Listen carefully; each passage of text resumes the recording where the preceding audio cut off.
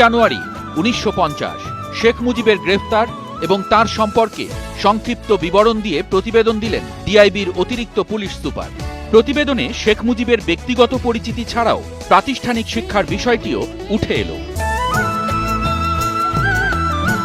3 জানুয়ারি 1968 শেখ মুজিবুর রহমানকে 1 নম্বর আসামি করে মোট 35 জন বাঙালি সেনা ও সিএসপি অফিসারের বিরুদ্ধে পাকিস্তানকে বিচ্ছিন্ন করার অভিযোগ এনে রাষ্ট্রদ্রোহী হিসাবে আগরতলা ষড়যন্ত্র মামলা দায়ের করল সরকার।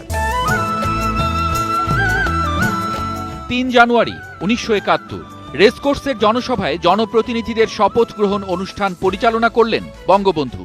নবনির্বাচিত গণপ্রতিনিধিরা শপথ নিলেন। শপথ অনুষ্ঠানে বঙ্গবন্ধু বললেন, শাসনতন্ত্র রচনার প্রশ্নে সকলের সহযোগিতা চাই, কিন্তু নীতির প্রশ্নে আপোষ নাই। জনগণ যা চায় তাই শুধু আমি তুলে ধরেছি। 6 দফার প্রশ্নে জনগণের রায় নিয়েছি, আপোষের প্রশ্নই উঠতে পারে না। তিনি বললেন, শাসনতন্ত্র 6 দফার ভিত্তিতেই হবে, কেউ ঠেকিয়ে রাখতে পারবে না।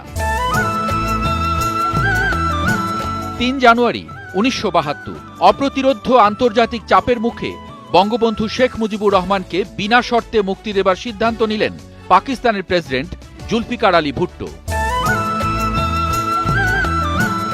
3 জানুয়ারি 1973 বরগুনার জনসভায় প্রধানমন্ত্রী বঙ্গবন্ধু শেখ মুজিবুর রহমান বললেন, কোনো মূল্যেই আমাকে কেনা সম্ভব নয়। জীবন যদি চলেও যায় তবুও বাংলার মানুষের সঙ্গে আমি বিশ্বাসঘাতকতা করতে পারব না। বঙ্গবন্ধু বললেন, আমার জীবনের লক্ষ্যই হল বাংলাদেশের জনগণের জীবনে সুখ ও শান্তি এনে দেয়া, তাদের খাদ্য, বস্ত্র ও শিক্ষার নিশ্চয়তা বিধান করা, বিশ্ব সমাজে বাংলাদেশের মর্যাদা অক্ষুণ্ণ রাখা।